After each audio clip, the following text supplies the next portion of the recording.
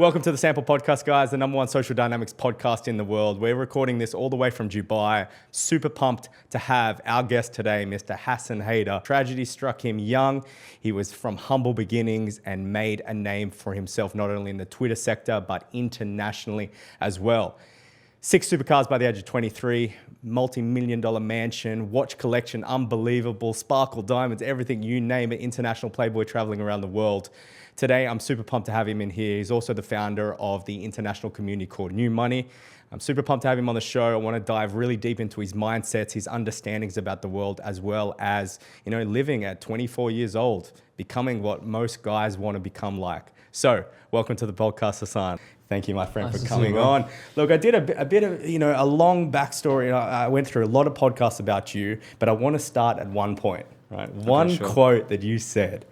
And this quote we go through.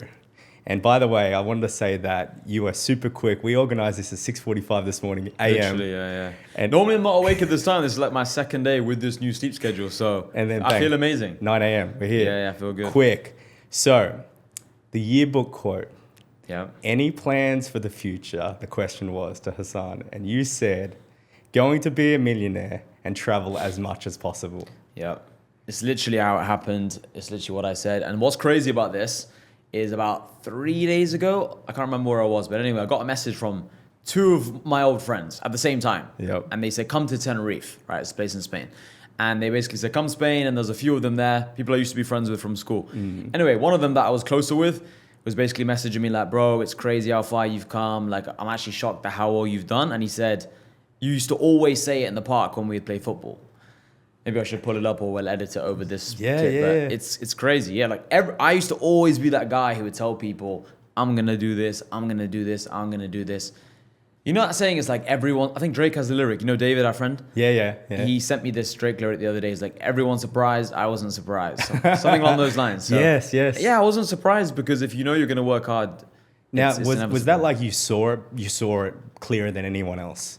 You saw where you wanted to go and you saw I didn't know what I exactly wanted to do. Like, I didn't know I was going to start selling boilers. I didn't know I was going to become big on social media. I didn't know I was going to, have a private network, get into e-com, have deals with some influencers and all these things I do and make money with crypto. But I just knew that there are lots of people out there in society who have millions. So if I study harder than 99% of people and I become quite smart, then I should be able to get it. It's very simple logic. Yeah, it's almost like as if the way you explain it, as if you were surprised everyone else didn't have the same mindset. You were like, well, yeah, bro, that was it. I'm not sure if you're the same thing, but I was really shocked at people's mindset because I went to a decent school and everyone else around me was always pretty smart. And I remember not thinking I was particularly smarter than people. I thought, okay, I'm pretty smart, but so are my 5 friends that I'm around. I was always around quite smart people.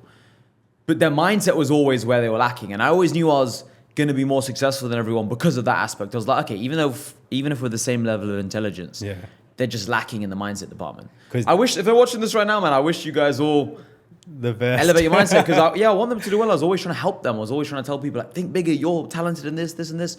I have friends who are like really big, like really strong in the gym, and they could have a huge personal brand with fitness.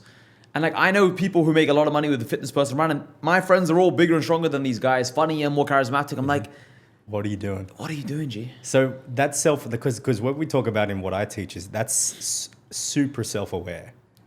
Like being beyond yourself, knowing that like the realm that you're playing in, there's so much more to it. Yeah. What got you that self-awareness? Like that's for a young kid in high school, for knowing and wanting that, even knowing that exists, where did the self-awareness for you come from? Was it lyrics? I think it's partly genetic. I think it is. And I think secondly, it's my dad was always telling me if this person... it must be my dad actually. Because to prove it, this probably proves it actually. Because initially I was like, it might be genetic, but no, I think I've just proved to myself it's not. And I'll tell you the quick story. So when I was a kid, my dad would always say to me, like, what did you get in this exam? And I'd say, let's just say 70%. Oh, like chemistry or something like that. Yeah. And then I'd say... No, 70% is good, 70% is good. Like Sam, like let's say you're the smartest kid in my class. I'll be like, Sam, who I always talk about, let's say because he's the smartest. But like Sam got 81 or 78, it's only 8% higher. Like that means I did pretty good. If the smartest kid in the class got 78 and I got 70, I did pretty well.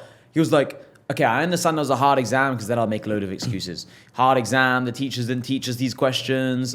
It wasn't fair, blah, blah, blah. I'd make a bunch of excuses. This was when I was like 10, 12, whatever. Then my dad would say, okay, I understand it's a hard exam, but then I don't accept that Sam beat you in the exam. I accept that it was hard, and Sam got 78, he's the smartest, but why don't you get 79%? Then I'm happy. As long as you got the best in the class, then I'm happy. And I didn't really understand it too much. I was like, yeah, but that's Sam. But then he'd be kind of like, yeah, but did Sam work harder or less hard than you? And then for a second, I'd pause and be like, Sam worked harder. But that's just because he's Sam and no. He's like, well, no, this is the point. The point is Sam worked harder than you. So if you worked harder than him, you'd have beaten him. And it took me many times of him telling me that. And then I guess, I don't know when it clicked, but it's just like, yeah, maybe at some point I woke up and it clicked and I realized everything is just a volume game, a work ethic game. And I remember, I'll never forget this. There was like a Champions League final on Manchester United versus Chelsea, 2008. This is when I was like the biggest football fan ever. I was 9 years of age. Nine. At 9 years of age. And me missing this football game is like a big deal. Like I said, I'm the biggest football fan in the world. And my dad told me, you cannot watch this game. You have to study for your religious studies exam tomorrow at 9. It meant nothing. Literally meant nothing. Anyway, studied with my mum in the kitchen for this exam. My brother and my dad watched the football game in the living room. Joking. Anyway, long story short, a week later, I get 100% on this exam. I'm the only person in the class who got the whole 100%. And like I remember that 15 years later. It's like that, these kind of stories are ingrained in me. I have like 20 stories like this. It's like I think these are the things. Yeah, maybe my dad really helped me have this mindset. Because it seems like personal accountability just to be the best. He just would say like, even if it's a really hard exam, even if it's a hard business, even if you're going through a recession, I'm using this as a crypto market crashed, this happened, Facebook ads have got fucked up, blah, blah, blah. Still beat the Sam in your class, still beat the Sam in your industry. And it's like, it's the best mindset in the world. If there's someone killing in business, they studied harder than you, they knew something that you didn't know. Because that is a reoccurring thing when I look back. Because even when we were talking about in your university stuff, I was looking through, you went to university for the 1 year, just 1 year. That's it. I got kicked out. I actually don't mind it. I did this debate recently where everyone talks about Bali, Thailand versus Miami, Dubai. I said, just experience everything. So I'm like, look, if you want to do 2 months in university, do 2 months and then drop out, just experience it. I'm for experiencing. I'm for that as well, completely. I think maybe a lot of times people get my brand misinterpreted. They think, oh, money. It's like supercars. But no, I'm all for experiences. I'd say I'm this rich because of all my experiences. 100%. Okay. Good. So yeah, I've traveled to over 30 countries. I've been to Bali multiple times. I might be going in a couple of days. Thailand, everywhere. I've been everywhere. So I'm for it. That's a self-awareness in itself, just seeing new cultures. Because you learn more. Yeah. Like even remember, so we've only met like 2 or 3 times. Yeah.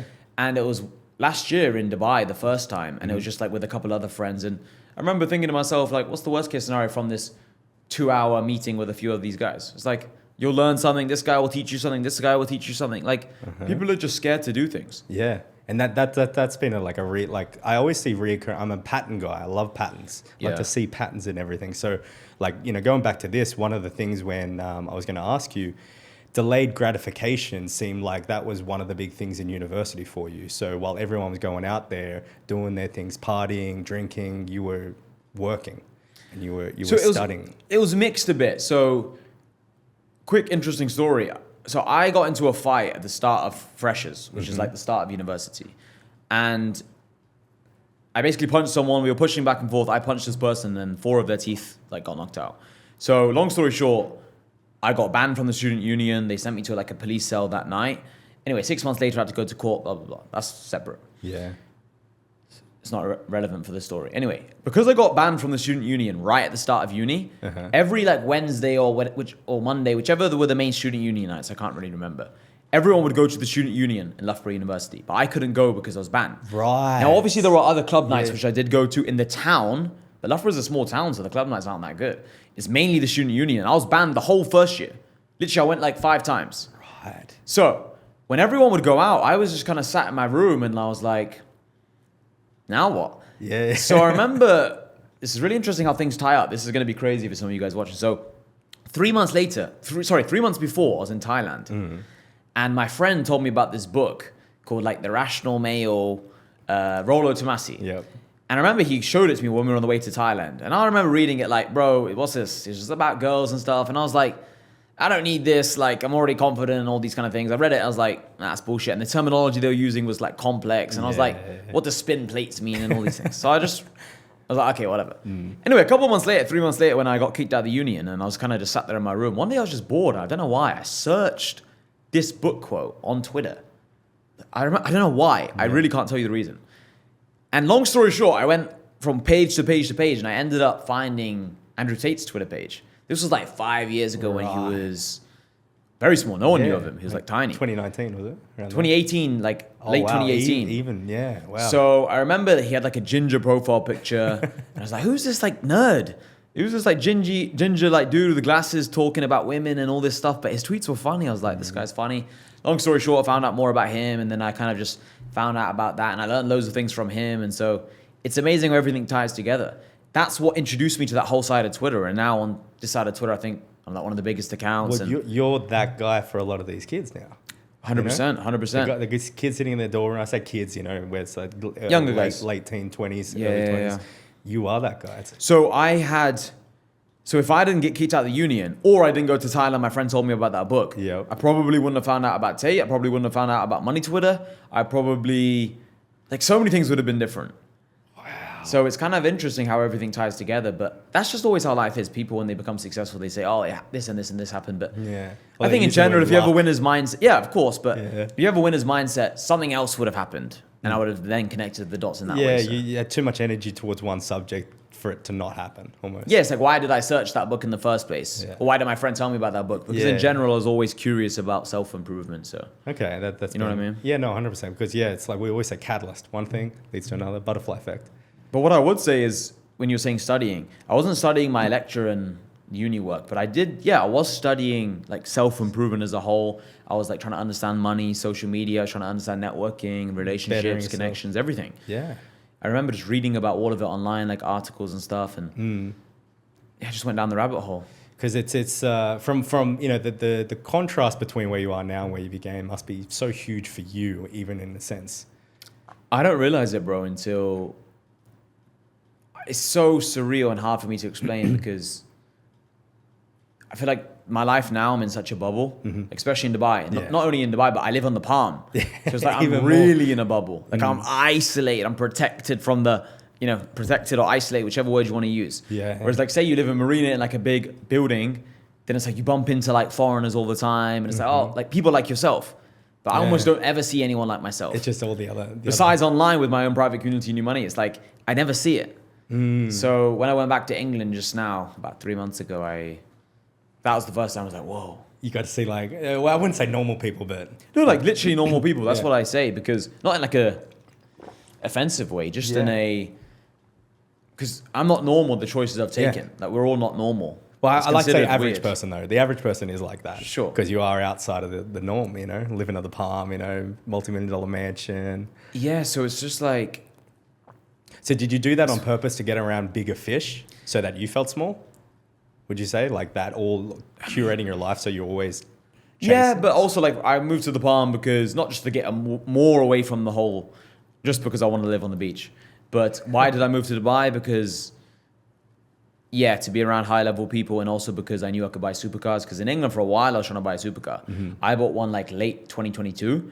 But I was in a financial position to do so from like November 2021, December 2021. Yeah. So I couldn't because the insurance was crazy. Not like the money, is I physically couldn't get insured. Yeah, because you were young. Because I was getting loads of points on my license. Yeah. And then I ended up losing my license a few months later. I was like, you know what, let me just move to Dubai. Because I heard all you need is a residency. And then, so I ended up just going to Dubai and buying a bunch of supercars and building my brand by that route. Well, yeah, you did it very, very successfully. Yeah, I wanted to talk about, we'll go on a little bit, the Crown situation, but we passed that a little bit later on. Which situation? The Crown Court situation. Oh, right. But more... Done your research? Yeah, no, I have. The university. But, you don't have to explain too much about it, but I want to see what that did for your mindset, because it seems like, as I said, patterns.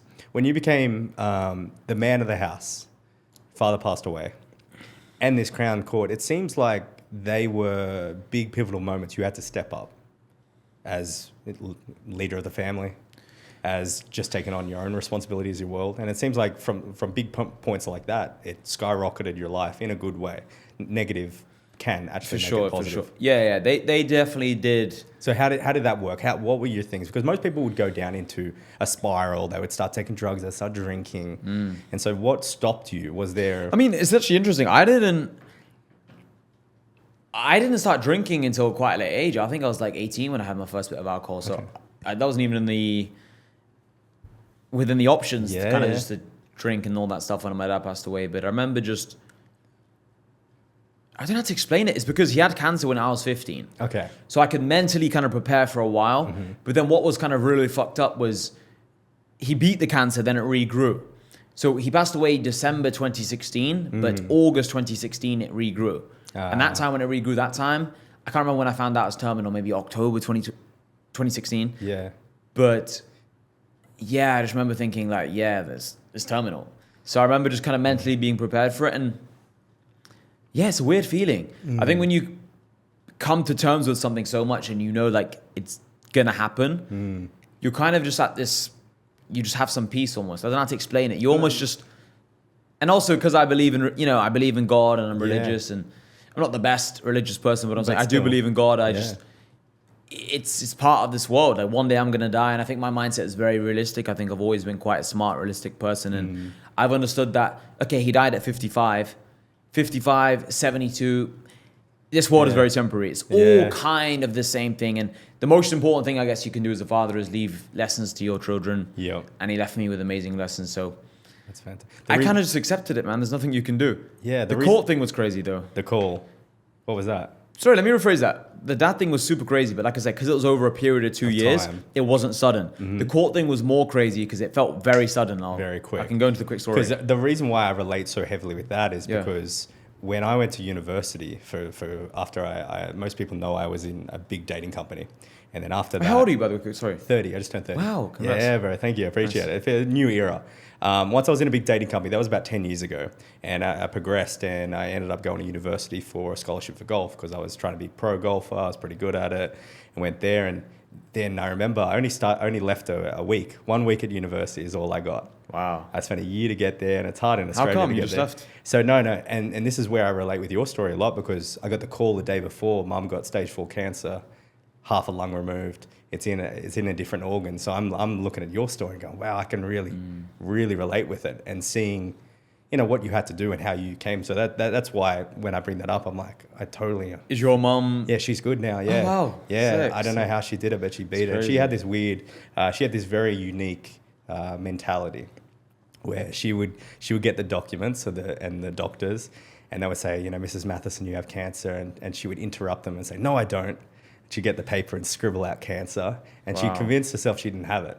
Wow. And she would rip up the documents that said it, shout down the doctors, completely got rid of it. And stage 4, which is super, your terminal. Yeah. So I was like, wow, what a trooper. So when I hear your story, I was like, it could have gone both ways, so I can relate with it for sure. Yeah, 100%. That's awesome. Yeah. There's a lot of lessons there with the power of the mindset and all that kind of stuff. Yeah, no, I think the court, let's go on that before we relate to that. The court was interesting because, as you said, it could have gone one way or another. As you said, you're sitting in front of a judge, Yeah, I mean, the reason why that was so crazy is because after the incident when I got into that fight and what happened is I remember they took me to the police cell, and that night I was drunk, and they were basically asking me how drunk are you out of 10 and all these questions, and I don't really know too much about how these kind of things work. You're not supposed to really answer anything, and you say whatever they say, no comment, or I'd rather not speak, whatever the saying is. Away from a lawyer, yeah. Yeah. So I remember just being super honest, answering every question in detail. I was like, I'm a 5.5 out of 10, and I was trying to be super honest because in my mind, I hadn't really done anything wrong at the time, and also, I can't remember if at that point I knew 4 of his teeth had come out. I thought we just got into a fight. I can't remember when I found that out. I can't remember, honestly. Anyway, the next day, that night I slept in the cell. Next day around 4 p.m, they left me. I went back to uni, got some food, got changed. I was like, okay, cool. Don't do that again, kind of thing. Yeah, for sure. Anyway, 5 months later, I'm just chilling in my room, just on my desk. Fuck. And then I get a call, and then I'm like, hello, who is this? And they basically just say, this is magistrate court, blah, blah, blah. Is this Hassan Haider? You should have been here at 9 in this morning. I was like, what? But prank call almost. Thinking of prank call.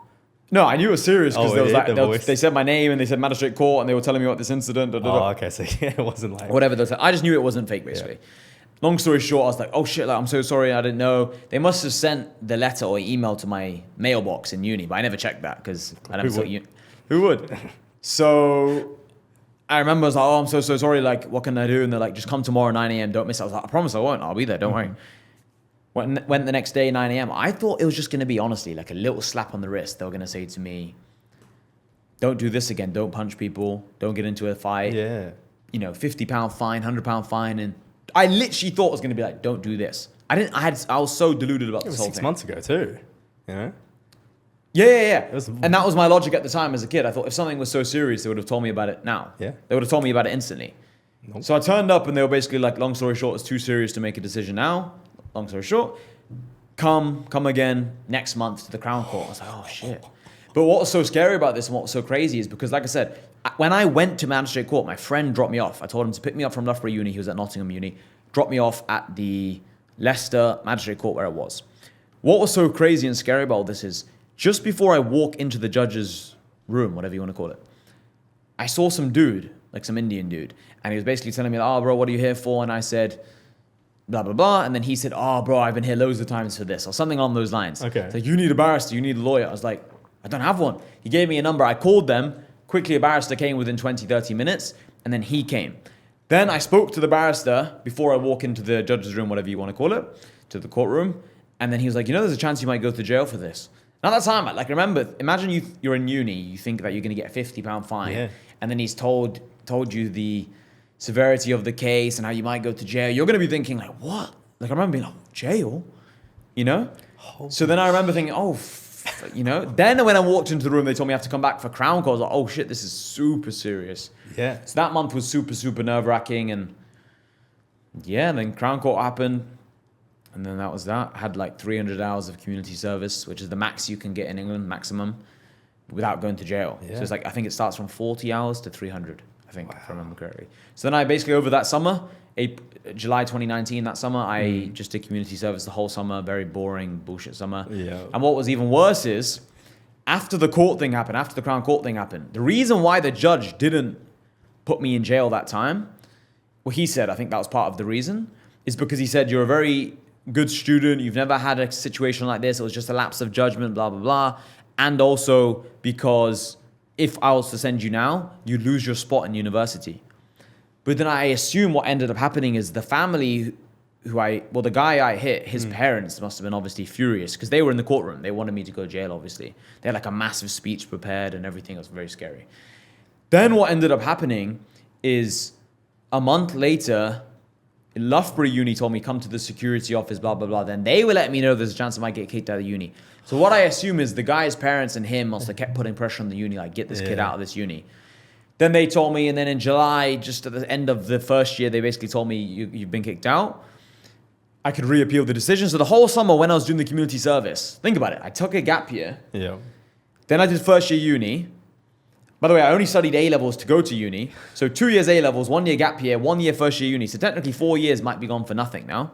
Then they're telling me I can reappeal the decision later in September. So the whole summer when I'm doing this community service, I can't get another job because I'm busy doing my charity work. Yeah.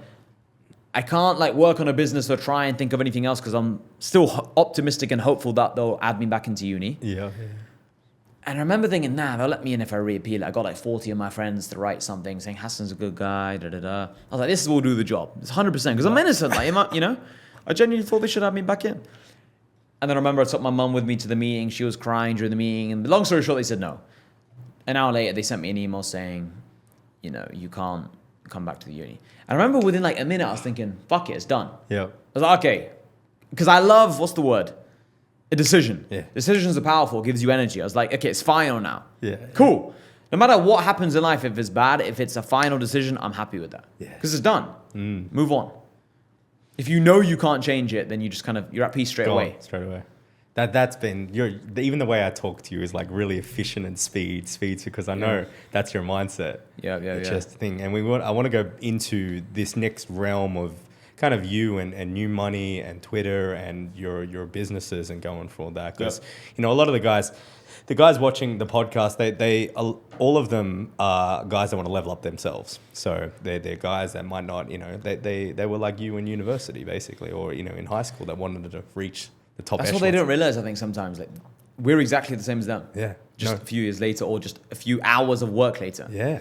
Time. That's it. Catch up. Get a thing. So one of the things, I wanted to is speed runs. I call it. So when I coined this term, it was after Romania when we caught up, and it was after anything speed runs, productivity speed runs. And then I saw you do a live stream, which I think a lot of guys have got to watch. Really? Yeah. Which live stream? So it's the live stream where I think it might have been on Twitter, honestly. It was just somewhere where you're on the live stream and you were on your laptop recording it, and you called your brother to order 3 portable chargers. Kind of remember that, yeah, but carry on. Next one, you wrote 4 tweets back to back to back. Yeah. Then you booked a trip and then roasted an editor, all within the space of about like 6 minutes. Oh, no, I think I was sitting down on my computer in my house. Yeah, this is the one. Yeah, that was like 5 months ago, maybe. 4. And I'm like, and it couples with a story where we were in Romania. It's the first time we were kind of hanging out and talking. And as you were talking to me, you're also tweeting, which you said that you were going to do that 2 things at once. And you're able to keep up the conversation and tweet. And I was like, this man's brain works incredibly quickly. I remember that now. And so, as one of your big rules in the 48 laws of money, which is do more, think less. I get goosebumps even hearing that. It's just, that's everything, bro. Because people don't realize you only become smarter through experience. No thinking can save you from the reality of like you either trained or you haven't. It's like, say someone said to you, you have to get in the cage and fight Khabib. Yeah. Okay, it's like, unless you've done 20,000 hours and 10,000 hours or whatever of wrestling, there's not a thing you can do. No praying, no hoping will save you. Yeah. It's the same thing with everything in life. If you go into an exam not having studied, nothing you can do will save you. Like I realize there's always in life cause and effect. So like if you've done X action, you get Y result. If I message my brother and he orders the portable chargers while I'm on the stream, the portable chargers will arrive tomorrow. Then I have them done, problem solved. Mm-hmm. If I don't, it won't come. No matter how much I pray, the chargers will never arrive to my house. It's the same thing with everything. Like you have to force the universe to give you what you want. Yeah. I even remember today I woke up, it was like 6:45 in the morning. Well, I woke up at 5:30 today actually. Yeah. By the way, I'm not this guy who says early morning routines. Normally I wake up at like 1 in the afternoon. This is just the cold plunge. This is just a coincidence. Yeah. So don't think I'm that guy. Anyway, I was up early, I felt good. And I was like, oh shit, I forgot to message Sam yesterday about the podcast thing. I was like, all right, fuck it, let's try and do it today.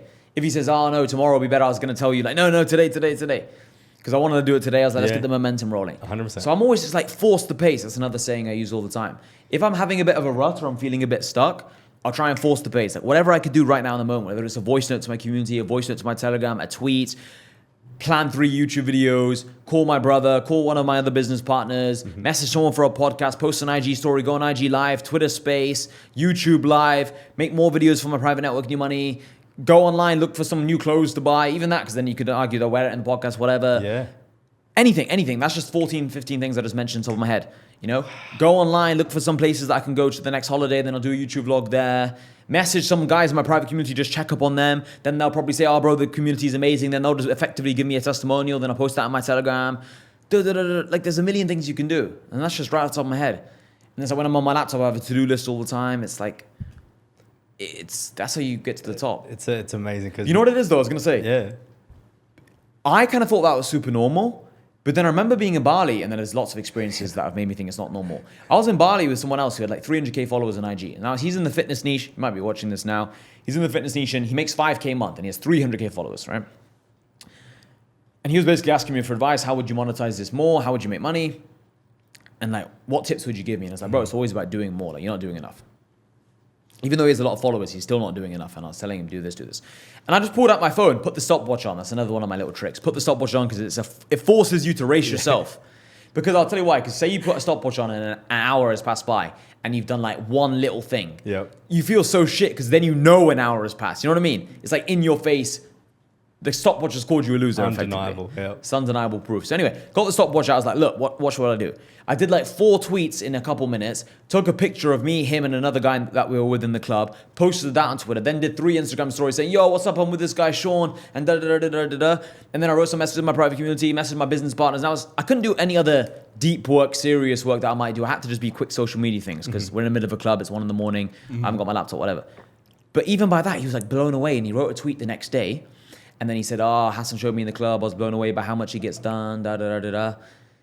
And then that got like 300 likes. Then I retweeted that. And then he just effectively given me free promotion by me doing that. It's like everything's linked. It's like, it's just an upward spiral. Everything's linked, man. They don't know how like, unless you see it, like that live stream, I was blown away myself. Yeah, and I thought I did a lot too. Yeah. And to other people, I do a lot, but nothing towards you.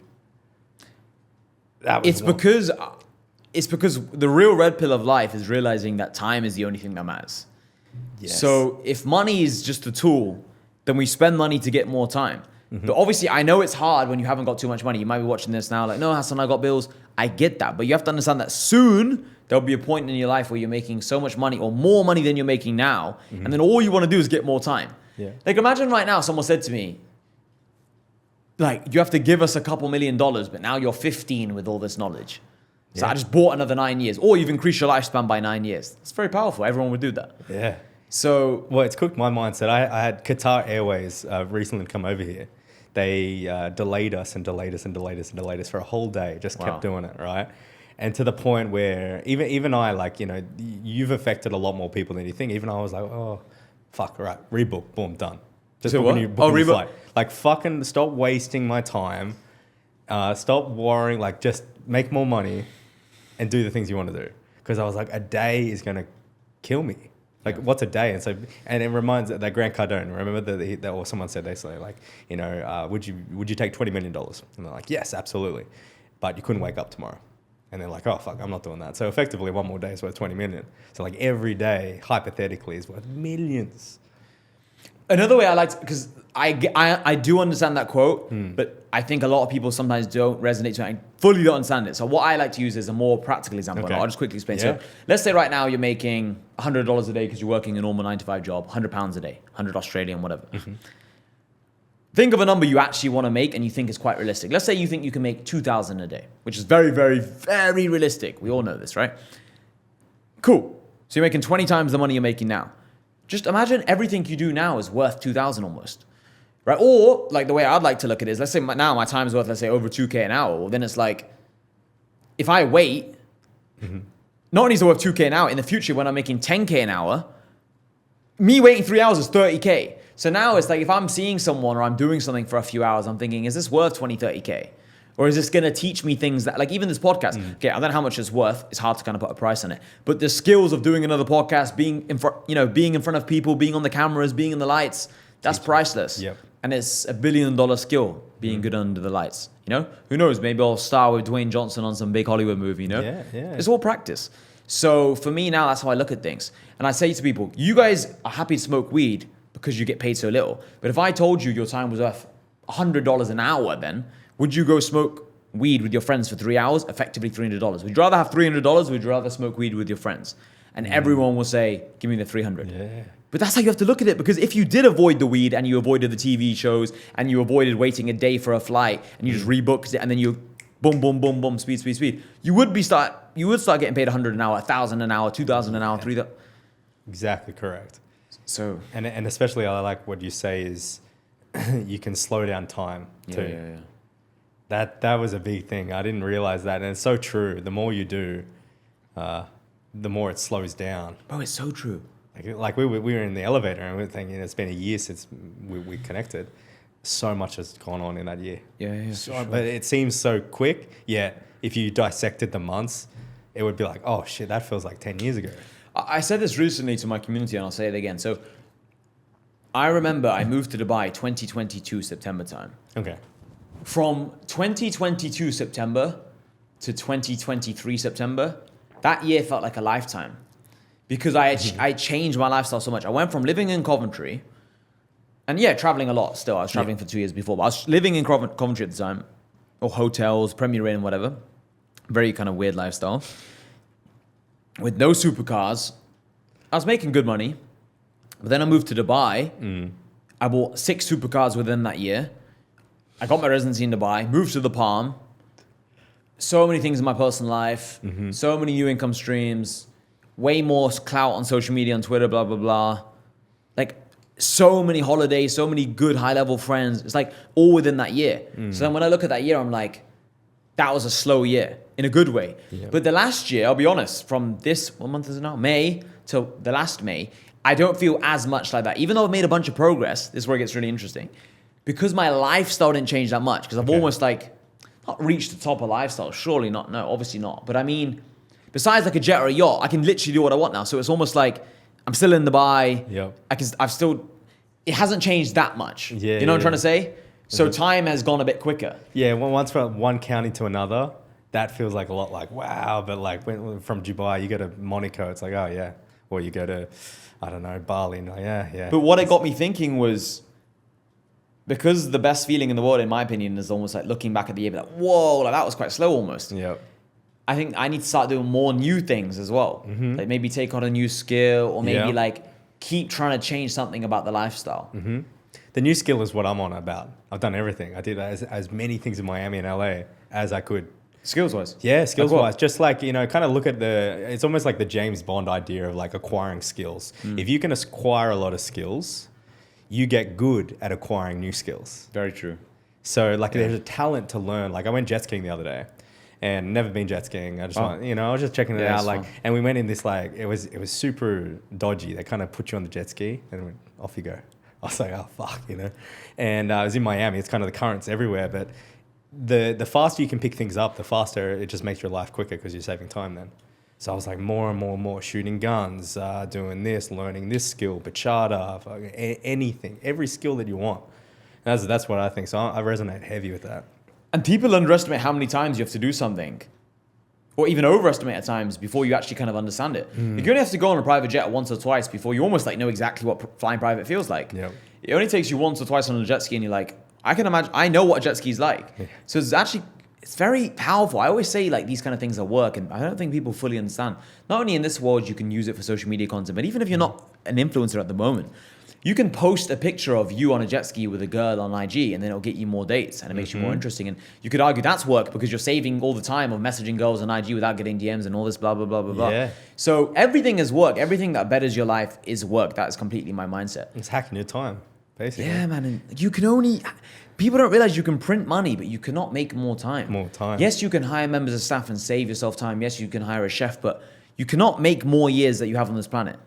So it's like...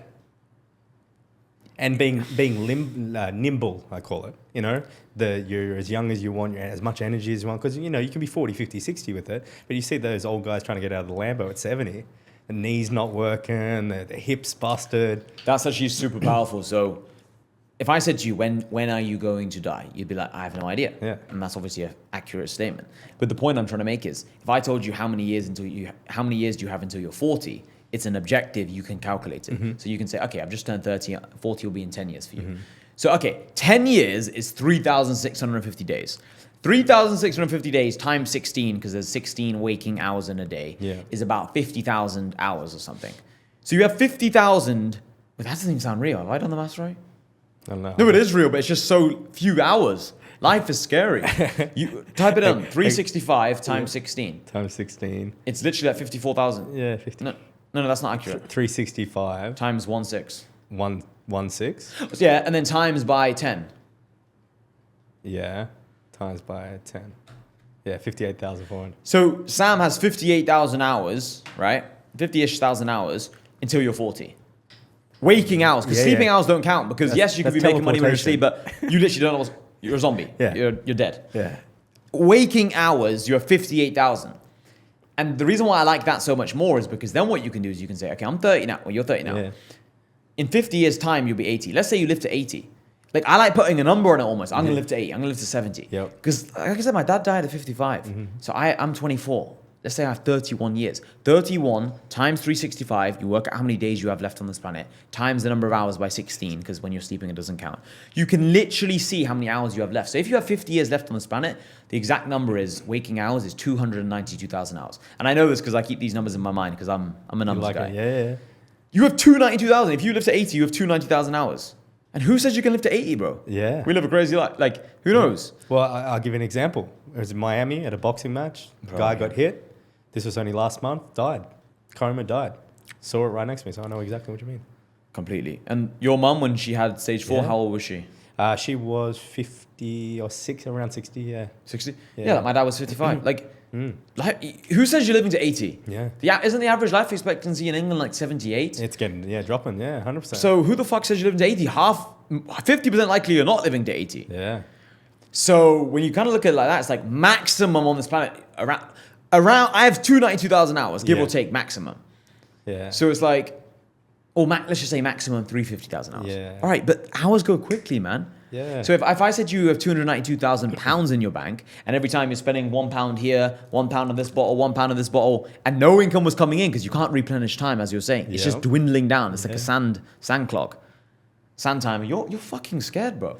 So for me, that's why I move with urgency. I don't waste time. And before I used to kind of look at successful people and like, they're kind of ruthless. They're not too nice to people, but it's not that they're not nice to people. It's just that if you're not going to add to my life, I don't really want to just meet people. You know what I mean? Yeah. I'm sure you're the same way. It's like 100%.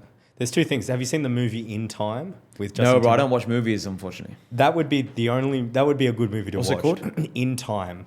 And By it's who? basically Justin Timberlake and Okay, cool. Jessica, I think it's Jessica Biel. Anyways, they at the age of 18, they get 1 year of time. And then they change currency by doing this weird handshake and it transfers time. It starts to dwindle and dwindle. But then there's these other people that have a century, 2 centuries. And the whole idea is this guy that's got 1,000 years transfers it to another guy before he dies. And then he's got this whole chasing of like, now he's up in the top echelon of time. Really, really good. That's interesting. I loved anything about time. It's my most I love that topic more than anything. Yeah, I definitely recommend it. In Time. Yeah, In Time. It's just a movie, but it's a good play on the idea of currency and yeah, it's because it's the only currency you have. really. I'm trying to almost explain it another way. I really like this topic a lot. Like there's so many different points I mentioned about time, but another thing is just the power of working with other people. It's like you have 24 hours in a day, or let's just say 16 hours in a day because you sleep 8. Well, then it's like if you hire 2 members of staff who are really equally as competent as you or whatever, now instead of having 16 hours, you could argue you have 48 hours. Yeah. That's why people like Mr. Beast are so successful, because it's not just there's Mr. Beast, there's like Mr. Beast plus 1,000 people. You know, the same thing with all these big content creators or big businessmen, they have teams, obviously, massive organizations. So Yeah. Well, what are you really doing? You're combining the hours of other people's time. Other people, yeah. So you have 120 hours or 240 hours rather than 24 hours or 16, as you said, pretty much. No, I fuck with that, and especially because when I relate it to my audience, which is more self-development, dating, relationships, building out networking, we always say that even the times like being able to cut down your time of meeting a new person, being able to gain attraction from women, if you can cut that down, that's how you win. Because you can run through more people and then sounded funny, but yeah, well, it's true. And run through them, and then you're getting more high quality girls because you've experienced a lot of them. See, if you've only experienced one girl, it's like you have no idea what a good quality girl is. I always say to people, like, going on dates is work. Yeah. Like, this is what I'm trying to say to people. Like, people say like, oh, give me business advice. It's like, my actual business advice to you is go on loads of dates with girls. Travel to loads of countries, talk to everybody you see in the gym, like do as many podcasts, do as many Instagram stories, like do everything to a high volume, and then you just learn so much. Yeah. People are like, oh, Hassan, you're smart, or you talk well, you're confident. It's like, I'm confident because when I was 18, I spoke to every single girl in the gym. When I was 18, I remember speaking to every guy in the gym. I like, bro, nice bicep curl, like how did you do this? Even when at the time I was like a big gym nerd, I used to be bigger than now, a lot bigger, and it's like, I would just ask everyone questions because I wanted to just get 1% unique insight. And it's just like, rejection never matters. People like overthink things so much. Like people are so scared to talk to girls. Like that one thing annoys me a lot. Yeah. It's like, they're just people, bro. And what I say is I have like kind of an interesting approach to look at things. It's like, there's 8 billion people in the world. 4 billion are women. So it's like, imagine being scared of half the human population. It's like, it's crazy. I've never thought of it like that. Yeah, it's true. Very true. Or another way of looking is not even just being scared. It's like, let's just say you want to be a powerful person who, you know, occupies a high position in society. It's like, if you cannot extract value, whatever that word means to you, if you cannot extract value from half the people, you're literally limiting yourself to just these guys. Yeah. Why not like get some kind of value out of these girls or whatever? 100%. You know, so it's like, and there's different interpretations of what value means, depends on what you're looking for, but 100%. But even just having a feminine girl around you, you know, you can learn different things about even how to accept love and accept different things, to be able to build something with someone. It's all you're learning, whether it's experiences or not. Whether it makes it's life more or fun. not. And yeah, man, like, everything's work. No, I think if you're if you guys are watching Sam right now and it's like you're trying to improve yourself in life, don't just look at one area of life. It's everything ties in together. Spinning plates, back to the roller thing. Lots of different areas. It's true though. It's Yeah. so true. It's like, and I think that's what gave me confidence when I got kicked at uni. I remember telling myself, it's like, I've known now for a few years my mindset is better than people's, because every time I've tried to tell them my mindset, they think I'm crazy. I know that I'm confident talking to a dude or a woman, depending on the situation. I'm sure I can ask this guy for a business idea, or I'm sure I can talk to him about business, and I'm sure I can talk to her about something else.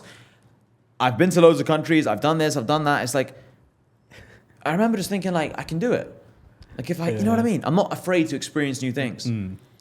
Even I remember I was in Thailand with a few of my friends, and there's this boxing ring kind of bar thing. It's like there's a boxing ring in the bar. Yeah. And I was like there with a few of my friends, like 5 of my friends. This is the one that you go up, right? Yeah, it's like in Phi Phi Islands. You probably know what I'm talking about. Yeah. A lot of people do that. I remember telling my friends I'll do it, and I wanted them to kind of like do it as well with me. Yeah. Not like me fight them, but just go after me or go before. I remember doing it. I beat the guy, and I remember the satisfaction I felt was super cool. And then it's like, I remember hurting my foot because it was like a Muay Thai fight and I didn't know how to kick at the time. And I was using my foot, not my shin, and all these things. But I won anyway with punches. And the feeling I had now is it's super good. I can use it as a story. I remember using it as content a couple times on Twitter because I have the videos and the pictures. And it's fun. And it's just another reminder to yourself, you're not afraid of doing things. And then I remember 7 months later or something. Yeah, 7 months later, 8 months later, 2020 April time, I signed up to another boxing fight. It's like a white collar thing. Then the whole COVID thing happened. It canceled the fight. But maybe if I didn't do that in Thailand, I didn't have that confidence, it wouldn't have led to that. Okay, in the end, it got cancelled. But the point is, if it wasn't for COVID, which was like a freak example, then I would have had another cool experience. Like everything just ties in together. And then maybe if I had that fight, it would have led to another fight. And you know what I'm trying to say? It's like, if you do one thing, like you've been on jet ski once, you're probably now more open to the idea of going on a jet ski again. Oh yeah, going tomorrow, Really? Yeah. And then you're going to have more fun, and then it might lead to another experience, and then maybe you go jet ski with a cool guy, and then you do business with him. And It's they just one thing about the same thing is like when we were in Romania. Remember when there was like the fight in the house at the end of the night? Everyone was fighting. So that was when the guy that I fought, David didn't want to do it. Other guys didn't want to do it, and I was like, oh, I'll do it, right? And then I got a broken rib from it. Yeah. Actual broken rib? Yeah. Who did you fight? Rivera. Rivera. Yeah, so Rivera had done that. He hit me like 4 times. I got the video. He hit me like 4 times in the same rib. And I couldn't sleep on that side for about 4 months. 4 months? Yeah, bro. I couldn't sleep on it. Yeah, it's crazy. Jesus. To repair it. But that also got me into, oh shit, I got my ass handed to me. That's okay. Shit happens. You're not going to be fucking great at everything. Yeah. All right, let me get better. And now, signed up to was that Boxer in Miami. I've seen a couple of stories of that. Yeah. Nice. I'm into that, Jim. And then I got in, seeing all the guys, hanging out with Steve Will Do It, hanging out with Sneaker and all those boys down there. They all go there. So I was like, wow. Just, it's crazy. As you said, it's so crazy. I want to go into attention. Attention, yeah. And I want to go into Mr. Overplayed, kind of like your alter ego. Mr. Overplayed? Overpaid. Yeah. Yeah, overpaid, not overplayed. Yeah, I was going to say what? Yeah, overpaid. Yeah. It's funny because you're the master at leveraging social proof with the cars, everything. So the social proof in terms of you got girls, you got cars, you got status, you got everything like that. How did that come about? Because that's a skill in itself that you've really mastered. And now, as you can say, it's like your ability to cultivate attention is not only for money, but it's just such a good asset to have. Yeah, it's a good point. It's a very good asset to have. And again, back to the mindset, because I just see everything as work. Yeah. So like I remember I was with a girl a couple of months ago, and she really wanted to go on a helicopter. I was like, I don't want to go on a helicopter. She's like, come on, let's go on a helicopter. I'd never been on a helicopter. Yeah. And I'd heard stories of Kobe Bryant falling from a helicopter. Of course. I was like, Kobe Bryant's a great man also. So this is not too good. But I was like, you know what? If I'm going to die because this girl told me to go on a helicopter with her, so be it. That's the life I chose. Not a bad way to go, right? And I was like, you know what? It's a new experience. I don't live in fear. I have to do this. And I wasn't scared. It's just like, I just couldn't be asked. Then I was like, fuck it. Let's go on the helicopter. When I went there, I got a bit of content. And it was a new experience. And she was happy. And then I got a picture of her like kissing my cheek. And then we took a selfie. And I've used that picture a couple times on Twitter. I posted it one time. It got like 1,000 something likes. Reposted it again. It got another 600 likes. Used it as a YouTube thumbnail. So that one picture made me money just from the pictures and the thumbnail. So I had a new experience, made her happy, and I got this content. So I don't know if that answers your question, but I just kind of look at everything as work. Whether it's I'm going out with a girl and doing something fun. You see what I'm trying to say? I like a flywheel. Everything. I like to kill multiple birds with one stone. So it's like, all right, go on the helicopter, new experience, it's cool, and then also I'll get the picture, and I'll make her happy, which is also a bonus. And then I remember, because I went on a helicopter that time, then I was like, helicopters is super fun. Yep. I was like, let me go again. So then when I was in Barcelona recently, I went on the helicopter again. And I used that as the vlog. And then I also had a bunch of fun with my boys. And then I was sick. And then when I was in the helicopter in Barcelona, I ended up looking down. It was not in Barcelona. It was like just outside, 15 minutes out, 20 minutes out. I remember looking at all these houses below and I was like, I'd rather live there than actually in the city. Yeah. It's like, yeah, maybe in a few years, that's how I'd want to live. Like just outside a big boy city, like just outside Miami, just outside Barcelona, just outside London, just outside. I was like, that's actually how the rich people do it. They probably have a place just outside the city and then they're in the city whenever they want. They're close enough to resources and connections and all these things. So yeah, just going on the helicopter that time had huge ROI. And how much was it? Sorry, it was 15 minutes a time, 20 minutes a time, the ride is. And I think it cost a few $100s, like whatever. It's worth and it it. made you so much money. I'll post the picture again Yeah. today, let's say, just for the point to be proven. And no one's gonna say, "Oh, you've used this picture before." No, If it's a cool picture. It's a cool picture. Keep And there's always new people on social media. That's one of the biggest things people don't realize. They're so afraid of using content. And just the other day, I looked at my Twitter. I have 5,800 pictures and videos that I've posted. Wow. I was like, I could repost 20 of these pictures and videos a day, and it'll take me 300 days to finish them all. 290 days, because 290 times 20 is 5.8. And then that 300 days, you're getting a bunch more. And I'll post another. So like, you could argue right now, if I wanted to, I do everything myself, but I could hire a VA just to post 20 old ones a day, and it'll take me 300 days. And in that time, I'll get 20 other pictures a day. And then a whole new audience, and then they haven't seen them before. So everything's about systems. But this is the thing. If I tried to get too fancy with all these systems before, I wouldn't have had that huge volume. Yes. Everyone's always trying to create systems and try and get too smart before they've even begun. They haven't put the work in. Yeah, definitely. 100%. It's like if I was like asking you about dating or something, and I said to you, bro, I went on one date and now I've got these 100 questions. It's like, it probably would be better to also go on a second date. Yeah. And then like, go on a couple, have a little bit of... Yeah.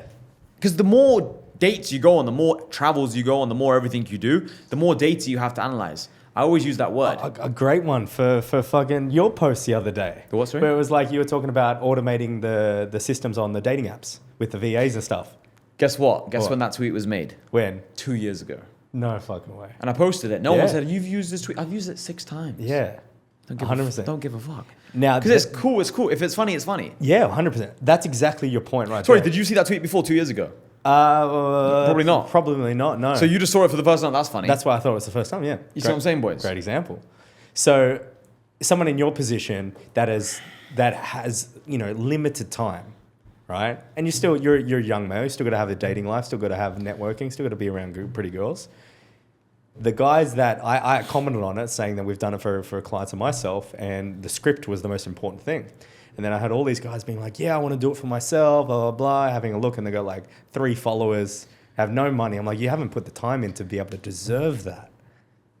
Yeah, like no matter how much coaching you get, no matter how much social hacks and tricks you get, it's like you can't trick a pretty girl with options to date you over a guy who deserves the options. Like, who deserves her. It's like, it's fucking common sense. I don't even know why people talk about this. It's like, it's obvious. Yeah. It's like they should understand it, the viewers. It's like, you can do things to improve your position, but you can't fundamentally change who you are just from hacks. Yeah. You have to do the work always. Well, everyone, you're looking at your Tates, your Bilzerians, you look at anyone in major Playboy positions or anything, or just, having options.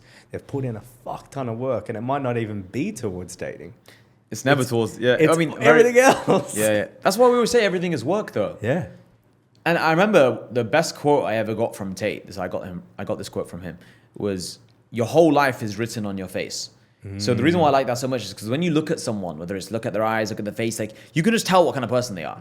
So for me, that was very interesting. Because physiognomy, yeah, I believe it's a real thing. Oh, fuck yeah. So I remember thinking to myself, like, if someone's asking you loads of questions, like, how do you do this? How do you do that? How do you do that? A lot of time you can just look at them like, I know you've not tried. Yeah. You've not even begun to try. And then they say things like, oh, like, how do you do this? And how do you... Volume is always the answer, Yeah. So that's what I believe. That's big thing. Like you can just tell that they haven't done it. You just tell. The energy, everything, the questions, the way they're saying things. Like I can look at a guy and be like, he just hasn't talked to enough girls. or he hasn't connected with enough people. He hasn't given enough value, even that. He just like take. And I'm like... And the way I like to look at society is the more value you give to other people, the more value you get back. But what people don't realize about money is money like initially started off as IOUs, right? So it's like, I do this for you. I give, I don't know, I help you with something. I help you lift this table to your apartment, whatever. You give me this IOU. In other words, like I owe you, right? Yeah. This is what it means. So money is just a form of IOUs from society. Okay, I've done a bunch of good stuff for other people. I've helped them, right? Whatever it is.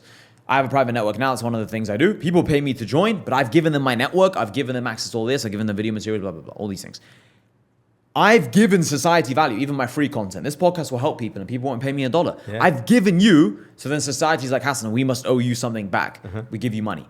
But what people don't realize is not only do they give you money, well, they give you the girls, they give you the nice house, they give you the nice cars, the nice lifestyle, the freedom, the maid, the chef, all these things. They give you all these things because you've just helped other people. And the more you help them, the more they give you. The more girls they give you, or the more money, or the more resources, the more whatever. So it's like interesting. Karma law. Yeah, you know what's really interesting? This might sound crazy, but the other day I was in the gym and I was looking at the TV and they were replaying some fights. And one of them was like Nate Diaz versus Leon Edwards. Do you know who Diaz is? Yeah, for sure. I actually walked into him the other day in my Brickell. Accidentally, I was looking at a girl's ass and... Wow. Yeah, imagine bumping into that. I was like, oh, I'm so sorry. Oh, I actually bumped into it. Yeah. I was looking at some girl's ass, she had fat ass, I was like, that was not a good person to bump into. Did you say that? Oh, Diaz... No, I was just like, oh, I'm so sorry, and then got out of there. I knew exactly who it was. What did you say? Was he high or some shit? And he was like, yeah. I was like, all right. Okay. No shit. It was That's in so funny. SLS Brickell, right in that, SLS Brickell, why is it ringing a bell? I think I've been there. The Lux. Oh, not the Lux. The No, I've been there like 20 times. Yeah, right next to this cafe called Ojo, best cafe in Matheson. Yeah. And I was like, oh, man. That's why you got to be in the big boy cities. I always call it big boy cities. Yeah. Remind me to talk about that point in a second. Okay. Anyway, so Nate Diaz, he was on TV fighting Leon Edwards. Yeah. And this was the fight where he nearly won in the last couple of minutes and it was like a legendary fight, blah, blah. I was watching that. For some reason, I had this thought. I was like, am I richer than Nate Diaz? I was like, I might be richer than Nate Diaz, or I make more per month. I don't know. That's just a crazy thought. Yeah. And then I was like, yeah, there is a good chance I am. But then I was like, who knows? I don't actually know how much money Diaz has. But then I was thinking, Diaz is the fucking badass. He's the man. Not like, I was not comparing myself, just in terms of money I was comparing. And the reason why I was thinking about this thought was because I was thinking about society and IOUs and value and all this stuff. And I was like, Diaz, it would be a shame if he had less money because he's helped so many people or entertained so many people. Yeah. But then I was like, well, he's entertained loads of fight fans and he's had good fights, but has he actually changed anyone's life? Well, he's probably inspired a lot of people.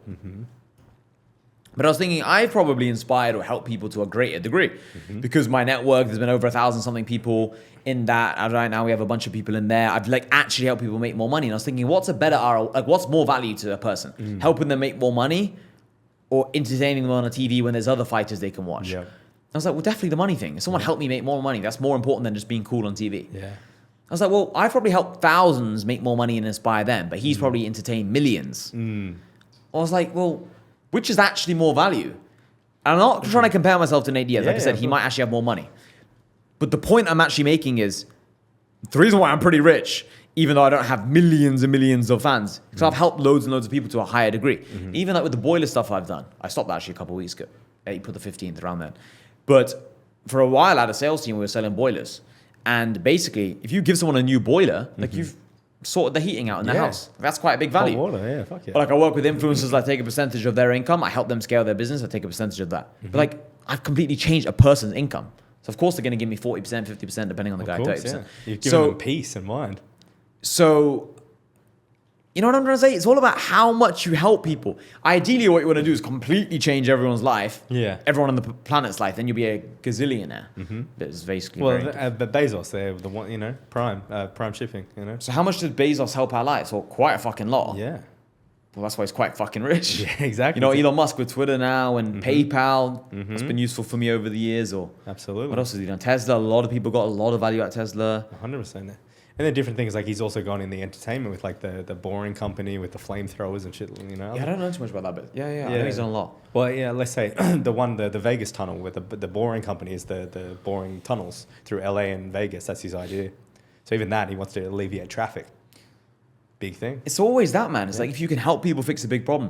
You know, I was actually talking to someone. Again, that's why it's important to meet people. Yeah. He's a fitness guy. He's still on Twitter now and still know him to this day. He's called Ollie Anwar. Do you know him? He's just moved to Dubai recently. You should meet up with him if you know. I haven't. Anyway, he's a cool guy. Ollie Anwar. He's got like 120K on Twitter. Okay. Oh, yes. I know the guy. Oliver Anwar, yeah. Yep. Anyway, he's a cool guy. And I was with him for a dinner back in Birmingham like 2.5 years ago. And he basically was telling me that there's this guy he knows, friend of a, I don't know, some guy he knows, dating coach, and he charges like 20K a month per client. So if you want to work with him as a client, you have to pay him 250K a year. And I was like, what? For dating? Because at the time I was a bit less experienced with everything, and he was saying, yeah. And he's kind of explaining it. Imagine you're a multi-millionaire. You're worth 100 million, 200 million. What the fuck is paying 250K a year to fix a huge problem? Like dating is a massive part of your life. Like if you don't have that in order, you're always going to be unhappy. No matter how much money you have, no matter how good shape you are. I was like, yeah, that makes sense. Matchmaking's $1 million a year. Yeah, so I was like, it makes complete fucking sense. Yeah, solve a huge problem. So then I was just like, yeah, like money is literally not real. It's just about how can you become the person who can help people at a bigger scale. So that's why even learning how to talk well is an important skill, because if you can talk well and you can convey your ideas well, or you have lots of energy so you can talk for a couple hours in a row without getting tired, then you can help people to a higher degree, help people at a bigger scale. I just finished an event in New York City and it was like 6 hours or 7 hours a day of talking. Then we had a private dinner in the evening, that was 2 hours. And the next day was another 7 hours. So all in all, it was like 16, 17 hours of me talking to the guys in my network. And I gave them so much value because I can talk quickly, I can talk well, I can convey my ideas, I can help them and have a lot of experience. So everything just comes down to how you can help people. Yeah. No, it's a huge thing. Where'd you learn that? Because that's a skill in terms of that. Like for me, I've been on camera, I've been teaching this stuff for the last 10 years. Wow. Yeah, bro. Since 2020, well, since I was about 20. You're an actual veteran in the personal brand game. Yeah, bro. Yeah. Which is like your biggest platform, the one that you focused on the longest. Like where did you start posting content? So I started in 2015. Wow. On YouTube, and I gained about 6,000, 7,000 subscribers with the company.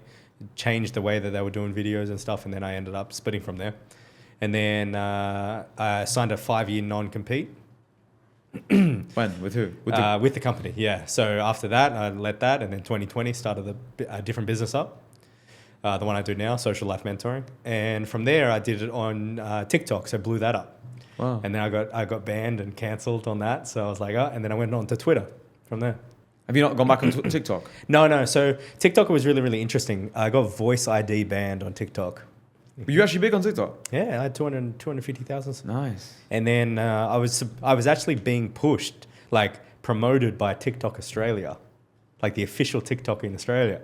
And then one day, no more. Why? Don't know. I had a look at LinkedIn and there was some shifting around the company and some things happened, but they only followed like 100 people. And I was one of those 100 people that they were promoting and just got rid of that. And then from there, I've had probably like 17 accounts, different Are they keep getting banned? No, some of them weren't even getting views, bro. Like even yesterday, I got a video that got like 10K views and the next video I posted got 7. And you're like, Like, so that platform and I do not work. So yeah, wow. YouTube and Twitter and stuff, and that's probably and Instagram, huge. Instagram's fine for you, it works? Yeah, that's probably the biggest way. And that's a big lever. YouTube, I see you going hard on YouTube now too. Which is good. Yeah. I took like a little break, but I'm back on it. I posted yesterday again for the first time in a while. That's fantastic. But yeah. YouTube's huge. Yeah. YouTube is such a different kind of trust than anything else. Like YouTube's so key. You get to see your personality. Things like this, they get to see personality. Yeah. Going on, how did you develop the voice? Because that thing, as I said, 10 years, I've been talking so much. The average person talks less than an hour. The average male talks less than an hour a day. 60 minutes in total. Yeah, women 4 hours. Men, 60 minutes. 60 minutes to 2 hours. You'll get different stats, but around that, they all combine around 60 minutes. I definitely talk more than an hour a day. And so this is where I'm saying, well, you got to be able to, do that. Now, do you do any sort of like, I know Tate's big on watching his podcast and seeing where he messed up, and I do the same with mine. Do you do any sort of analytics, or you just keep talking? Because I know you bust out, like, I remember we talked about 53-minute voice note. Like some. Yeah, I don't analyze my speak. Maybe I've done it once and I've said it once on my Telegram. Like I've recommended it to other people, but I personally haven't really. But I've done door-to-door sales for a while. That obviously helped. I speak a lot naturally every day. I like talking. I think that's what it is.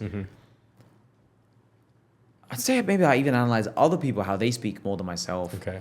I don't think I analyze it. I think what it is just that just door-to-door sales helped, and I talk a lot, and I do a lot of content, and I'm speaking a lot. Because that sales just gives you natural confidence. That's what I'm saying. Yeah. Anyone that wants to be good with girls, go do sales. Yeah, genuinely. It's literally. Yeah, I don't know. I mean, it's important though. Like, people don't realize it's not just with sales and making money. Just the other day, I was in Romania, and I was out with a girl, and she said that there's like a word for it, regelo or something in Romania. It's like, you're good with words. I was like, what does that mean? It's like, you're good with words. Effectively, like gift to the gab, or you're sweet with words. It's something along those lines. $1 million mouthpiece right there. I was like, yeah, okay, haha, blah, blah, blah. But like, it's important in all areas of life. Because if you speak well, people assume you're smart. That's the fucking point. Yeah. Right? It's like, even just now, I suddenly had more energy because I wanted to make this point. I was like, if you speak well, other people assume you're smart. And if other people assume you're smart, they have more chance of listening to you because they're like, okay, this guy knows something. But if you're stuttering all the time, like, how can you actually be intelligent? Yes. Like, I think speaking well actually kind of displays intelligence. Oh, 1,000%. Right? Yeah, 100%. Because people comment on how I'm well spoken. They're like, so just naturally you assume I come from a good place, or you assume I had good parents, smart parents, they're not alcoholics. And it just subconsciously your brain thinks this. And it doesn't mean big words. Like, simplify it actually better. Yeah, 100%. That's the thing. I was actually out at it's called Chameleon or Orange Chameleon or something, out of the thing.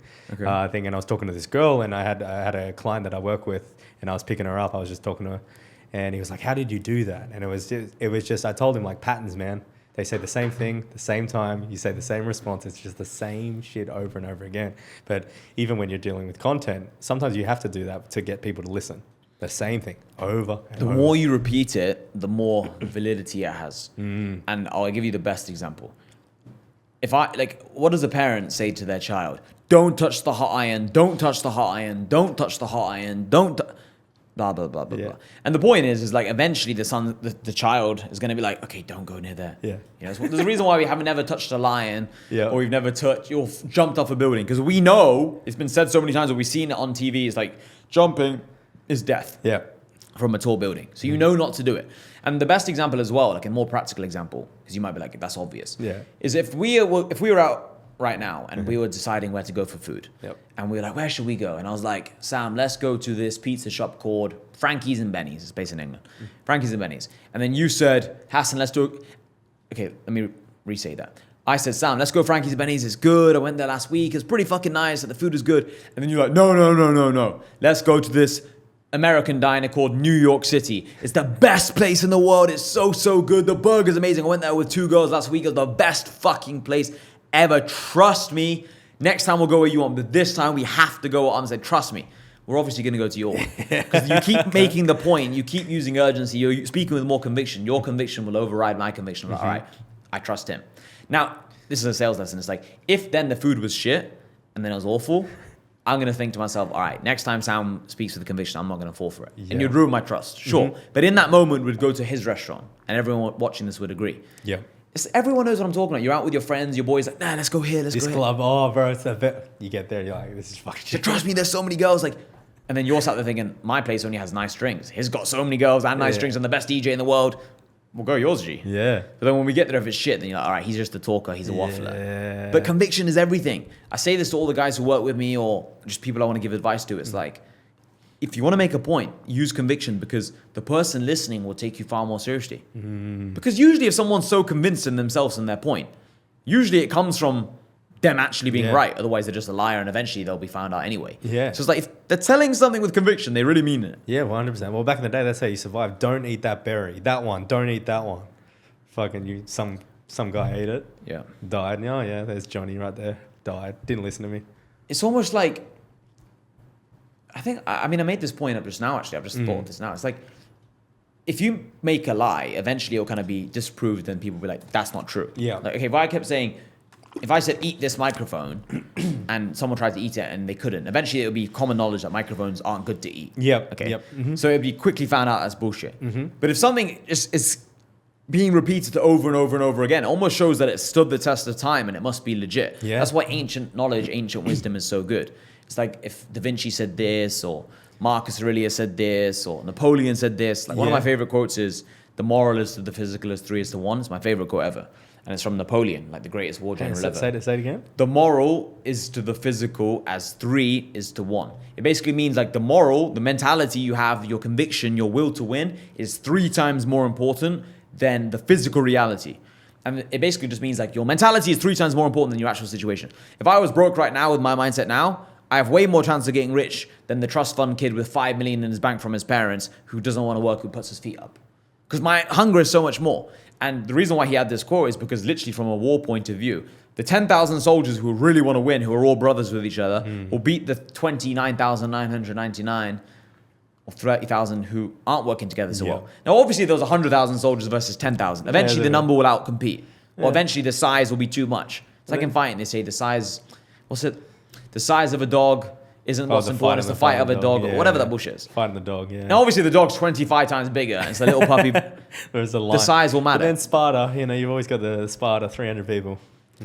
That's what I'm saying. So within reason, the mentality is so much more important. Obviously, if you're 4'1", you won't make it to the NBA. Sure. But you could be 6'1" and outcompete the 6'5" basketball players just because you train harder, you do lunges, you become more athletic, and you know what I'm trying to say? Well, that's how the whole culture shifts, and then it's like, oh, why is it better? Like, if they went on to be successful, like Brady, take Brady. Now, why is it to be better to be lean as a quarterback? Yeah.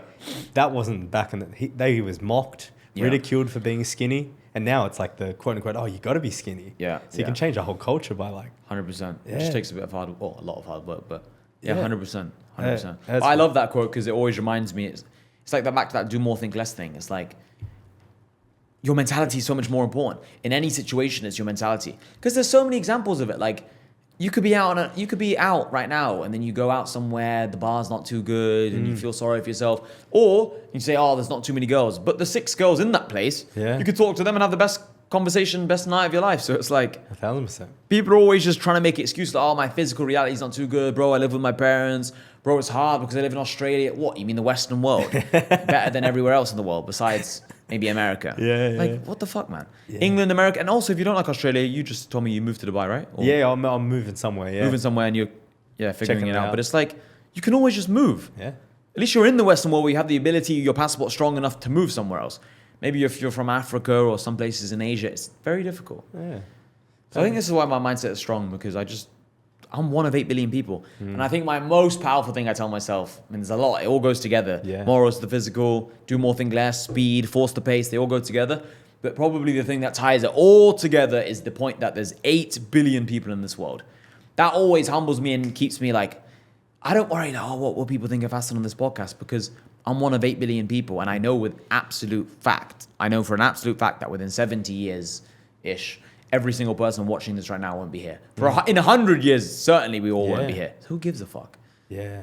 You know what I'm trying to say? Like, the 100%. people who are judging me, they're also mere mortals who will die. Yeah. And they also don't give a fuck. There's this one clip that Harry Paul Davis, from he's my boy. Twitter, he showed me in LA, and he was like, if you're ever worried about something, just watch this video. And Send it to me, please. I love these things. Yeah, it's of a chick and her eyeball, and then it just keeps going. I love those ones so much. It goes, and you're like, once you get past the earth, kind of getting to there, then you're like, oh shit, none of it matters. Like, none of it matters. For me, it's like, because I know these kind of videos, but send it to me anyway, please. I know which videos you're talking about. It keeps zoning out, and it zooms out, and then it goes to like, the earth looks more than it's like planet Venus or some bullshit. Well, the solar Saturn system and different. The reason why I don't care about that so much is because all I know is Earth. All I can experience is Earth. But even still, just the Earth zoomed out is like crazy. Because when you're in a plane, let's say you got a window seat, just the one city, you realize how big it is. Yeah. And that's why I really want to see it, because I know LA is huge, and I was in LA with David. Yeah. And we were in the hills looking at the city. Again, that's why it's so important to travel. You have experiences, blah, blah, blah. See, everything ties together. Everything. But I was with David and we were looking at the city. I was like, bro, is this all LA? Like, you mean that thing down there where I can see and it's so far? He's like, yeah, bro, that's LA. Because LA is huge. It's got like 15 million people, 12 million people, whatever it is. If you want to get a trip, Mexico City. I've been to Mexico City. Huge. Bro, you're going for like 20 minutes, like coasting down. You're like, hang on. Yes. Oh, I see that. Yeah. I get goosebumps talking about this stuff, guys, because Mexico's huge. Mexico's one of those places, and it's so different than the Western world that it's like, you really realize, like, it's a whole new, no one in Mexico City knows who I am. Yeah. I'm big on Twitter. It's like, nah, like, no one in Mexico knows who I am. Now I know if you're Cristiano Ronaldo, yeah, you're known everywhere. Sure. But you're probably not going to be Ronaldo because it's one of one. But it's just the world's huge. And when you know there's 8 billion people, it kind of just gives you a more smart approach to life. It's like people are worried about what their friends think, but what is that friend going to do if he finds out that you did a podcast? Yeah. Like, I'm sure a few of my friends from school, I mean, I'm pretty sure all of them probably know by now that I've made some content online and all this stuff. It's like, what can they do about it? Yeah. Like, worst case scenario, this is not even comprehensible, but it's like, they want to punch me because I did a podcast. Doesn't make sense, right? I'm trying to think of something crazy. Okay, I'll take the fight. You know, it's like, who cares? I always think the idea if they spread the video, they start laughing at you. Ah ha ha! Look at this, and they send it to other group chats they're in, and then there's just another 15 views on your video, or 20 views, and that's beneficial for you. Yeah, man. It's just like, who cares what these people think? Yeah. It's like, and I always say it as well. It's like, if you post on social media, either you become big enough where okay, now it's actually worked well for you, or you don't become big enough, you don't become a success, and no one's seen the video anyway. So what have you lost? Nothing. And that's probably the most powerful mindset for social media. Yeah, because your strategy is phenomenal. It's comparable to a lot of, like, no one's doing what you're doing. The attention that we're doing it. And it, for example, is last year when I got the hate on the tweet about girls traveling. And everyone, 10,000 quote tweets or some shit. Wow, I remember that one. Yeah, about, what was it? I can't even remember. I might copy that tweet now because people would see that's smart as well. Yeah. Copy tweets that I've done, or rewrite a couple words. 100%. Because it was about traveling in the IG stories, right? Mm-hmm. Correct, yeah? Yeah. And I've seen 1 million people, not a million, I've seen 100 people basically talk about the exact same point before, and it always gets views or likes no matter which platform. 100%. And the point is that human nature is human nature. Yep. People will always react to that content because the girls will get angry and say, no, I've got these stories and I'm not a hoe. And yeah, to be honest, in some cases, it is true for some rare exceptions. Family traveling, Yeah, they could have really rich dad and they don't even care about what Sam or Hassan thinks on that. Sure, obviously. So that will always piss them off. And it's always going to piss off the loser men who say, oh, this guy's just insecure, that girls can't travel. And like, it's a template that will always work. Oh, yeah. If you piss people off, you'll always go viral on social media. And something that will piss people off is calling them a bad person for traveling a lot. It's always going to be controversial. You have the same mindset as Sneaker, where Sneaker told me, he was like, once you come at peace with hate, then social media gets fun. Bro, I genuinely get excited by it because it means I'm important. Yeah. Thank you. I love it. Yeah. No, they genuinely, when I post these crypto videos, I'm not sure if you've seen these recently. Yeah, of course. The founder of Solana, I'm with founder. So I post these videos and people get so mad. Yeah. And they send me like DMs like, bro, kill yourself. And some people DM me like, bro, this is so funny. Keep it going. Yeah. A lot of people actually. But it's like the hate is always louder. Like the people who actually find it funny. Oh, yeah. Like you found it funny. Oh, of course. But I don't think you commented, or if you did, I don't remember. Yeah. Like the people who actually care and like it, the people who actually like it and people who are actually cool in life, they won't comment it because they're busy and they're like, whatever. Like I don't comment on people's stuff anyway. Yeah, for sure. Very rarely. So, you know what I mean? But the haters, the losers would comment. Because only losers comment. Yeah. So they're going, oh, fuck this person. I love it. Like commandeering a whole sector of... Bro, that's it's a powerful tactic in social media. If you can attack a niche or a group of people, you're going to go very big because that group will try and defend their beliefs. 100%.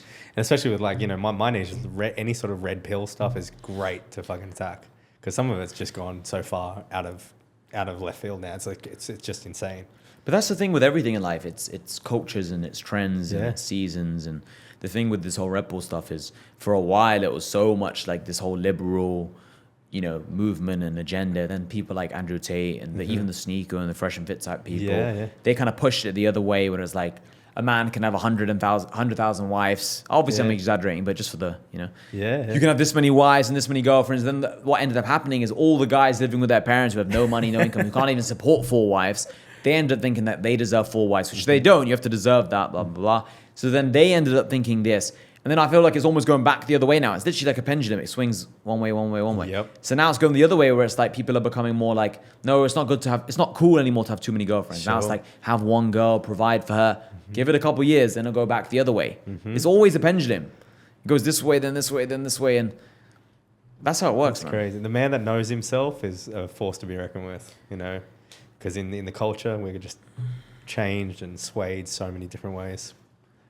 What's it, bro? How long do we have left? We can go 20 more minutes? Yeah. Oh no, can we go 30 more minutes? No, there's another booking list. Okay, 25 minutes, okay. Perfect. Cool. So the next 25 minutes. Yeah, no, 100%. So once you leveled up that lifestyle and you got comfortable, because this is where guys they might get a little bit of success, right? And then they get comfortable, they lose that drive, they lose that intensity. You never did that. I would have seen one guy with one supercar, he would have lost the intensity. 6 at 23. Millions in watches, beautiful girls around you, lifestyle. What got you when you got that little bit to go to that? I was talking about this with someone yesterday on a Zoom call, a good friend of mine I hadn't spoken to for a while, and he was saying, bro, like, how do you not go crazy? I was talking to him about it. He's like, bro, how have you not gone crazy? Like, whenever I make a lot of money, it's like I have weeks where I make a lot of money, I'll go crazy and spend a lot and like kind of just be like crazy with girls and have a lot of fun. It's like, how do you kind of stay disciplined? And it's like, I told him because whenever in my life if I go and have a bunch of fun, afterwards I'll feel like it was fun, but I almost feel like missing out on that progress was less fun than the progress. Like I almost feel like it was less fun because I know how much progress I missed. Okay. So it's like, yeah. I could have so much fun in the moment, like this is so much fun, but then afterwards I was like, did I have to do that? It's like I would almost rather would have had that progress. And another reason is because the fun is temporary. Yeah. But the progress, I know we're all going to die one day and technically everything's temporary if you want to really go down that angle. But the fun is actually very temporary. It's the 1 hour you're with the girl, 2 hours, whatever, or the jet ski. It's like very here and now. But if I focus on my businesses and I actually become richer, then it's like for the rest of my 50 years, for the rest of my 292,000 waking hours, as we talked about, my life will be better. Does that make sense? Yeah. So it's like, people don't really mention this point. I've not really heard many people talk about this, but it's like the fun is for 20 minutes. The fun is for 3 hours. But those 3 hours stop me from having a better 292,000 remaining hours. So it's like, what's better, 30 minutes or 292,000 hours? It's like, this is a lot more than this. Yep. Obviously, within reason, I still have loads of fun. Yeah, for sure. But I'm saying the reason why I've never gone through those periods of time where I've been so crazy, completely taking my foot off the gas is because life is actually very long when you have your money right quite early. Because like I said, if you have 50 years left and that's 290,000 hours, I have 290,000 hours to do whatever I want, God willing. Yeah. But if I was poor, 80,000 of those hours would be to a 9 to 5. An extra 10, 20,000 hours might be commuting to the job or 40, whatever. Like what I'm trying to say is I have very few hours where I can do what I want. In fact, technically zero, because I'm always constrained by finances. Because if you're working a 9 to 5 job, within some reason, you're always constrained by finances. Yeah. So where everything's a thought about money. yeah, so it's like 290,000 hours of freedom or 290,000 hours of cannot do anything I want. Yeah, I know what I'd choose. Yeah. So that's kind of my mindset, but I like that. I've had fun. Don't get me wrong. Like I said, I've been to loads of places, done loads of things, but it's good that like a lot of the time you link the fun with work, which is the flywheel, which I always talk about. You got to flywheel your life. Everything's got to go into each and every other area. yeah, like I just said, I was in Romania like not a week ago. I was in 2-3 weeks ago now. Fuck, time goes quick. And I remember, so I was with one of these girls, and I was telling her basically that I was just like, we need to, like, when I come back to Romania, we're going to put you on a YouTube video. Okay. I was like, you have to be on my YouTube video.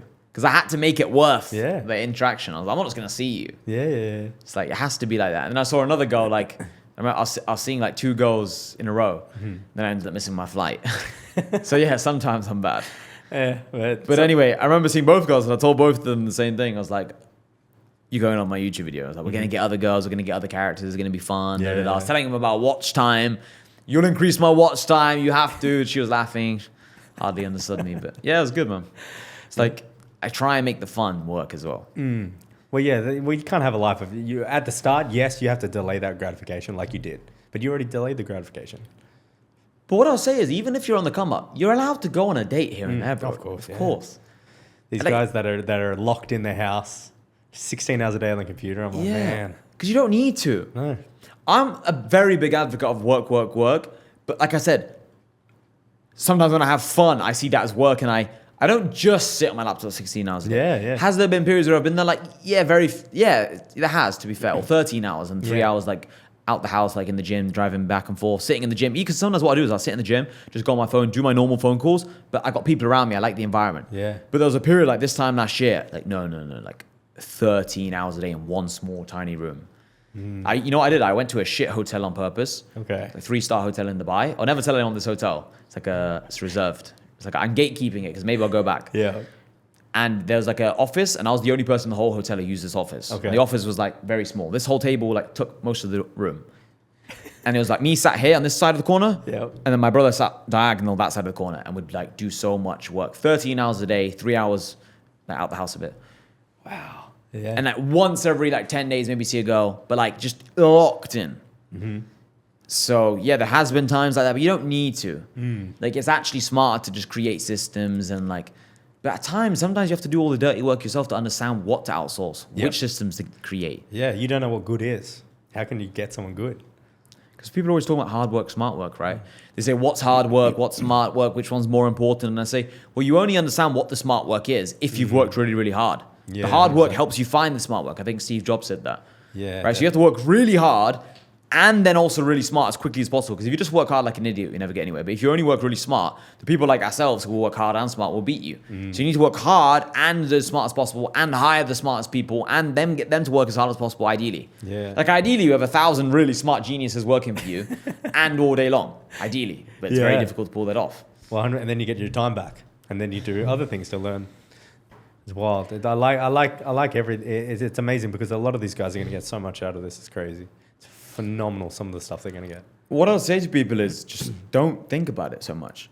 Like I always say, so one of the things I said earlier was force the pace. It's like just when you're watching this podcast now, just think, how can I force the pace? Like, okay, I watch this podcast.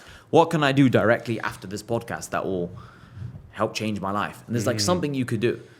You know, like even if it's going on Instagram, posting 5 Instagram stories, or, you know, it could be messaging a girl you already have on WhatsApp, taking her out for the first date, or just something, just force the pace, have a new experience. Like I always say, new experiences make you smarter.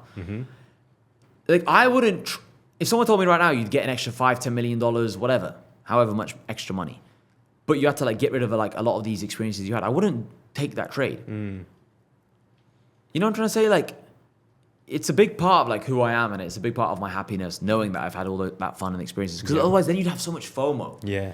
And for me, it's like that's painful. Like I remember that feeling in uni when everyone was going to student uni, and I couldn't because I was like, I had like a restraining order from going to the union, or like a big ban basically. And I was like, sorry, I had a restraining order after the call. Yeah. But they just said it was a big ban, don't go, otherwise we'll call the police and all this stuff. So I couldn't go. And I remember that feeling of like knowing I was missing out, and like talking to all these girls that I wanted to talk to, or having all this fun, or going out with my boys. And I always felt like I was missing out on a lot of memories and all this fun. I mean, I guess it worked out for the out for the better. Yeah. But just, I don't like that feeling of having FOMO.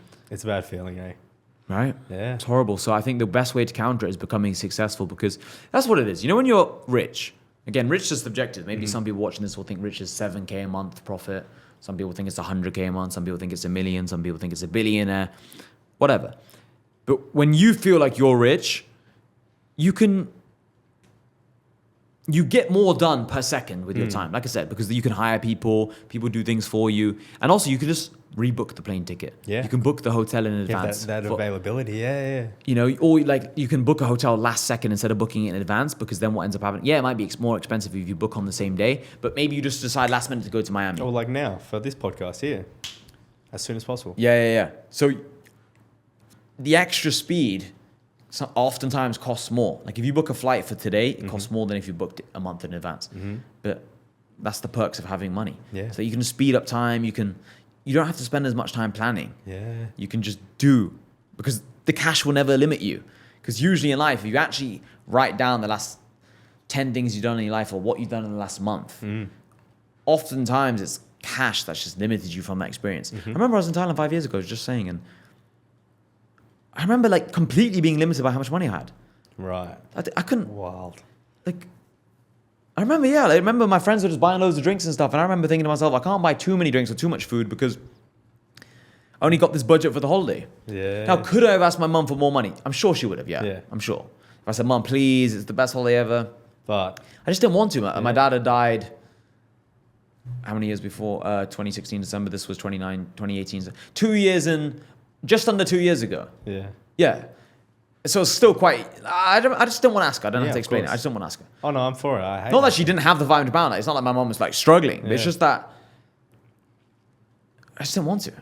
I just felt like, no. I was like, let me just suffer. Yeah. Now, maybe the smarter move was just to get the money. I'd have had more experience then. I'd have had more funny, interesting stories.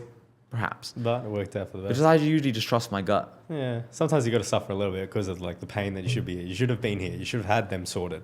My finances, your finances should have been sorted. You have to Yeah, suffer. why not? Yeah. I had a whole gap year. Why didn't I have enough money for Thailand traveling? Yeah. Suffer because you wanted that or you wanted that. Suffer a little bit. It's not the end of the world. People think it's the end of the world, but yeah, it was super, super fun holiday. I recommend Thailand to everyone, actually. Yeah. I really recommend going to Thailand. Thailand or Bali are good places. Have you been to those spots? Yeah. Both. For sure. Yeah. Haven't been to Bali. But You like it a Thailand- lot, Thailand. Bali? Yeah, no, it's good. Well, it's so close that everybody goes there. So I basically know it. Yeah, I've never yeah, been yeah. there, but Australia's Thailand, close. so it's super close. But super close is still 7 hours. Like 6 hours, that's super close for us, right? Bali's really good. I really, really recommend you guys watching this. Go to these go kind to of Bali. spots. Because why the fuck not? Yeah, You live once. may as well. People think I'm just like always a money, chase money guy. But like I was saying earlier, man, like you got to chase those experiences as well, but just try and make sure that you always take a lesson away. So I just went to Istanbul, Romania, New York City, and Barcelona in the last like 25 days or 30 days. Last 25 days. Wow. And all of them had a purpose to it. But then what I remember doing is I remember writing down lessons on my phone, my notes page, that I've taken away from each trip. And like I remember one of the places like Barcelona, I said, I need cash with me. So then when I went to Istanbul, I had That's like wild. a bunch of cash, Yeah. foreign, Turkish lira in my like man bag, Yeah. bag. And it was super useful in that trip. So what I'm saying is every holiday now, I try and take away 3 or 4 valuable points from that holiday, from that trip. And then it's like, it actually is work. It's actually Is like it? work experience traveling to this place. That was last year. That's what you did, let's see. Yeah, Meeting with David, Eric and Hassan, paid product, blah, blah, blah. So just different things I was hearing. And for yours, it was like Yeah, one of yeah. them is like up more tweets, 20 to 30. Join more. Money is made by the upsell. It was one thing you were talking like all of these. I was like, yo. So I know exactly what you mean, and that comes from experiences. 100%. So the last question we always do at the end of the podcast is, if you could change one thing about the world, what would that one thing be for you? And you can answer it any different way. Everyone's answered it different ways.